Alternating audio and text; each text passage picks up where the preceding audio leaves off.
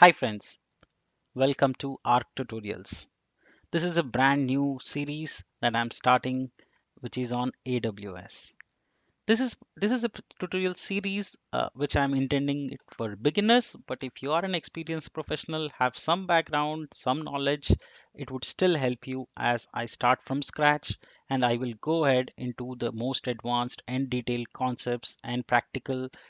I'll show you details and advanced things, so I'm sure it will help all audiences. This is a multi-part series where I'll cover different aspects of AWS services in pieces and in breakdown so that you as a viewer will benefit to the fullest. But before we talk about AWS, there's something else we need to talk first. We need to understand what cloud computing is, right? In general. With that, without this particular foundation, we both will not be in sync, right? So as a both learning, we both are here to learn together, right? And grow together. So, in order to achieve that, we both should have a common understanding of some few concepts. The first concept is cloud computing. That's what we are going to explore in this particular episode. Welcome, friends. My name is Sridhar. I'm your host.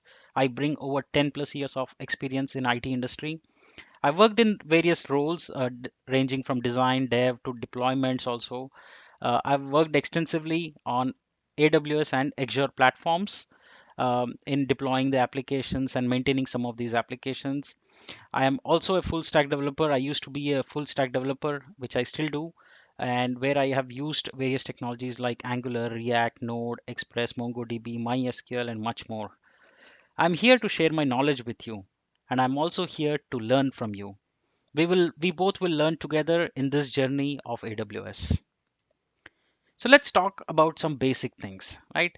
The first basic thing is what is cloud computing, right? So you walk into a room of full of people, into DevOps, into engineers, and you ask what is cloud computing, right? Now there is no single answer to it, right? Everybody has their own understanding of cloud computing. But then there is a way to summarize things. So I'm going to use this summary to explain you my understanding so that we both are in sync.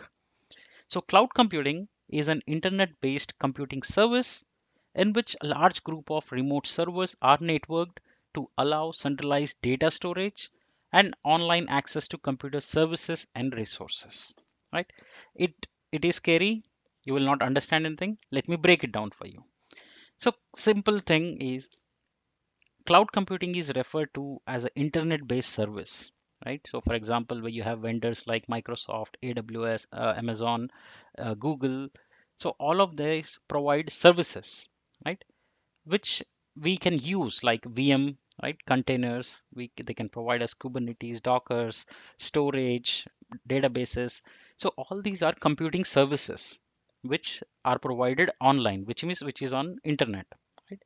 And all of these vendors they maintain it in a centralized way, right? Now they have their different data storages, they have their own data centers which are in different regions. So that particular entire concept of providing services to other companies and enterprises is called as cloud computing. Now the question comes, who provides this cloud computing, right? So any large technology or enterprise can come and offer a cloud enterprise application. There is no restriction that only Microsoft or Amazon or Google has to provide it. There are other vendors like DigitalOcean, Alibaba, etc. Now, using cloud computing, organizations can use shared computing and storage resources rather than building, operating, improving infrastructure on their own. Now, let me explain this also a bit. So think of it this way. You are a say company enterprise XYZ, right? So if you remember the setup, earlier they used to buy servers. Everybody used to buy net data servers, and then they will hire database, they will buy database licenses, then they will hire database admins, then they will buy etc to maintain, to upgrade, to migrate. So you see all of this is adding up cost. Now, with cloud computing, you don't have to buy them, you don't have to build them, you don't have to maintain them. Vendors maintain it for us, right? So, if I want to use a payroll system, I can just go ahead and buy it from one of the cloud vendor provider. right? I don't have to worry about upgrading my software, upgrading my licenses, adding more people, hiring an admin, etc. Similarly, if you're going out to build a say platform as a service or database, right? Let's talk about database. That's a good example. Now you want to add one more database, right? So you don't have to go buy servers, licenses, hire admin, hire a vendor to install, to migrate to. No, we don't have to do that. In cloud computing, you can just go ahead, purchase that service, and you can tell them how much you want, right? So that way, we don't own the cost of maintaining, buying, and operating that particular. That's the whole benefit of cloud computing. Now, cloud computing is a model that enables the following features.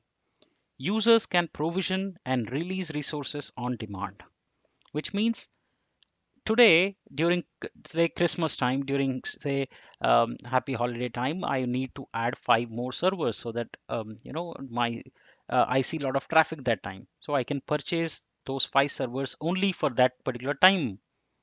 And then when that whole holiday season is done, I can release them, which means I can say that I no longer need them, which gives me flexibility as a company, as a technology enterprise or a department, that we can provision or release resources on demand. Resources can be scaled up or down automatically depending on the load. Now, a lot of these are put behind load balancers, right? Which means that the network is automatically adjusted. When it's going high, your servers don't go down, your website doesn't go down, your app doesn't go down, right? So there automatically it gets adjusted. Resources are accessible over a network with proper security, which means if you have a proper secured internet connection, you can just use your cloud resources and cloud services. Now, cloud service providers enable you a pay as you go model, which means as a startup, if you have 20 employees and you're seeing hyper growth in your startup and you're scaling up to 100 people, you don't have to worry about that scaling, because the cloud service providers helps you pay as you go model, which means today I am using five, right? Five licenses, you pay only for five. Tomorrow you add five more users and you pay for 10, right? So as per usage, as per type of resources, you pay as you go. There is no upfront contracts in terms of how much you have to pay upfront. So that is the biggest elimination and usage adoption of cloud computing. All right, so now let's talk a little bit about the type of cloud computing, right? This is another buzzword that a lot of times you hear them, but don't get confused, understand them thoroughly. So there are three types of clouds, right, that are designed. One is public, private, and the third is hybrid. Right? So private is nothing but it's just that imagine that your organization has some data, has some apps, has some services which is used only by your organization, right? So this way, infrastructure, security are all, are tightly coupled, right, over a VPN or a VPC, right? So it's like a virtual private network. Like think of it that way, right? It's a private cloud. That means only your organization or wherever third party which are allowed are managed in by your organization and you maintain it basically, right? Public is nothing but these are maintained by the vendor, right? These are maintained by the vendor and these are available over internet, right? So some of them, let's say payroll system of a company, that would be a private cloud, right? Because HRMS, all that will be a private cloud. If you are saying public, right? So there can be some other apps which you want to make them public, um, which are used. Like, and a good example is Gmail, right? It's a public cloud because it's hosted by Google. Google is responsible for maintaining backup, security, everything, right? So think of it like a email as a service, right? That's what Gmail is. And in this, the entire service provider, in this case Google or Amazon or Microsoft, they own, they maintain, they back up, they make sure they run checks, everything. So that is called as a public cloud, right? Now hybrid cloud is a combination of both private and public cloud. Now it depends upon the kind of apps you're running, right? So there would be some banking related things. Say if you open a bank site, They have a public cloud, right? It's running on a public because it's available on internet. But there are some apps within the banking system which has to be run behind a firewall or a VPN or a VPC. That makes a good candidate for both private and public cloud, right? A lot of companies which they don't want to reveal credit card details of companies, right? They don't want to store it in public domain. So they have a private cloud, right? Like I can talk about a lot of airline companies, right? They store your credit card details, but they never store it on a public cloud because it's dangerous. They don't trust, they don't want to risk it. So what they do, they will have a hybrid cloud where they will have a private cloud where they store all the customer details like name, credit cards, addresses, phone numbers, etc. These are critical information. The remaining, like say ticket booking, right, invoices, those can be stored on a public network so that anybody can access if they want to download their own tickets or invoices, etc. So that gives you an idea about the type of cloud computing available. Now, the question comes, why cloud computing, right? Now, there are some really striking features of cloud computing because of which it has become such a crazy thing that now everybody should know, everybody should be aware of it. The number one is on demand, right? So today you want email as a service, take it. Tomorrow you want simple queuing messaging system, but you can purchase it right away. So it is on demand and it is available to you instantly. You buy it, they provision it, it's available in no time. The second is efficiency. It increases efficiency because these are provided by the cloud service providers who have tested rigorously, who make sure that everything is fast, is connected, it's integrated, it allows you to explore so you don't worry about too many things. The other things like security, elasticity, scalability, no need of licensing, which is what I explained, which is pay as you go model, right? No need for DBA, app admins, upgradation, etc. So these are all some of the key benefits which has all added up to adopting to cloud. And very, very important, friends, we have to know this because if you talk to someone about cloud, these are some of the key things that you talk about, features as well as benefits. Now let's talk about some of the leading cloud service providers or vendors, right? Now we will learn about AWS in this particular series, but I'm giving you an overview of what all different types of vendors are there that you should be aware. So AWS is from Amazon, which stands for Amazon Web Services. Similarly, Microsoft has Azure. Google has Google Cloud Platform, GCP. IBM has its own cloud offering. Oracle has its own cloud offering. Alibaba has its own cloud offering. Similarly, DigitalOcean has its own. So there are so many other things, but these are, I've listed few here. These are some of the leading vendors, but I'm sure there are others also, depending upon your budget, your scale, your SLAs that you want. All right, so now let's talk about advantages of cloud. So by now, I think you can start thinking in your mind that, this is helping me to overcome a lot of extra overhead expenses, right? Because you don't have to build your servers, you don't have to build tools, you don't have to build apps, you can just consume them, right? So the whole point is you just have to buy mentality rather than develop or build from scratch. So obviously you don't have to need to hire maintenance, licenses, etc., etc. Plus you get reliability, you get security, you get unlimited storage, you can keep on growing your business. So basically cloud allows us to grow your business, right? And rest everything else is whatever was the worry pieces that cloud takes away. Security, cost efficiency, reliability, storage, backup, access to information, mobile apps, access anywhere. There are so many services, around 40, 60 services are offered, which are for free tier. I'm talking about. There are more than 200 services which Microsoft, Azure, GCP put together. They offer that. So I'm saying there are so many services which are readily available. All we need to do is consume them to build our own apps, infrastructure, and frameworks that we want to use for our business. Now let's talk about some disadvantages. Right? Some people want to call it not disadvantages, mainly cons. But like it or not, friends, let me clarify you. It is it is going to be here. Okay, cloud computing is going to be here. That's the future. There will be some disadvantages, yes, obviously. Any technology, new or old, has some cons. I would not say disadvantages, cons. So security issues, right? So since security is a major concern in cloud computing, right? So if, for example, I give you an example of an airline company. Now, imagine that they stored millions of users' data in a public cloud. And if some hacker gets to access that data, the entire user's information, credit cards, mobile numbers, address, email address are leaked, which is extremely dangerous, right? Now, keeping that in mind, security is one of the major issue in cloud computing, and most of these service vendors, they try and take utmost precautions. They do checks, they run automations to make sure that these infrastructures are highly secured. But however, these are again designed by humans and bear that risk that it may go down.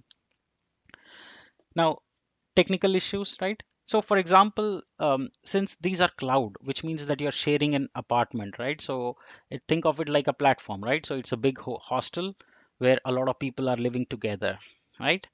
And there can be some up and down. There can be, for some reason, electricity might go down, so it might go down for everyone. So these are temporary issues which can cause because of technical issues happening in the entire platform, not just because of your company, but maybe because of some other vendors' work, right? So it may go down, right, because of some technical issues, some data might be corrupted, etc. Again, these are all risk factors. I'm not saying or suggesting that they happen every day or every time. I'm saying there is prone to happen it. Now, if you talk about any large enterprises, right, or clients, you generally sign an SLAs and long-term contracts. You don't want to do pay as you go. Pay as you go is good for startups or small businesses, but usually medium to large enterprises and companies, they tend to sign a SLAs, which means they will sign contracts for 3 years, 5 years, 8 years, 10 years, like that. So if you have so much data in the system, once you have like 3 years, 5 years data, it's extremely difficult to go out from one vendor to other vendor, right? So that's another disadvantage of cloud computing that I can think of. I'm sure there can be many. If you think of any, please drop in the comments. I'll be happy to discuss on that. All right. So what are some of the career options we have in cloud computing, right? Think of it this way. There are various careers options in cloud computing. You have solution architect, consultant, DevOps engineer, DevOps admin, tech specialist, customer success, etc., etc. So the roles are growing. The job opportunities are extremely growing. There is so much ecosystem that's growing in different vendors that there is a lot of job opportunities. If you are someone who is looking into changing your career path, this is absolutely a beautiful career path to go down. It will be there for at least 10 next 10 for 10 15 years is what I can anticipate. All right, so what is it for me, right? Why should I learn? Because anyone and everyone can make a career, right? I mean, if you learn cloud computing, you can make a career in it. If you're not really happy with your existing career and you want to change tracks, cloud computing is for you. Now, if you're coming from a background of development, QA, technical analyst, business analyst, customer success, etc., it will help you. It will help you move into cloud computing without any prior programming language or a particular tech stack. So cloud computing will offer you with open hands and say welcome you so that you can make your career and grow on it. But imagine and know that if you come from technical background, it will only be an add-on, right? It will only help you. So feel free to explore this career option. I'm sure if you're trying to look for a change in career, I can assure you cloud computing is the best one. And in that, I will help you set up on AWS. All right, that brings us to the part one, talking about cloud computing in general. In the next episode, we'll start with AWS and we'll talk specifics of AWS. We'll also learn how to create a free account, what AWS helps us, what it provides, what it doesn't, etc., etc., etc. I hope you're liking the series. I am looking forward to your comments, your feedback. That's my only motivation. Please do subscribe to my channel. Do drop in your comments. Let's have discussion. We are here to learn and grow together. Thank you so much. See you in the next part.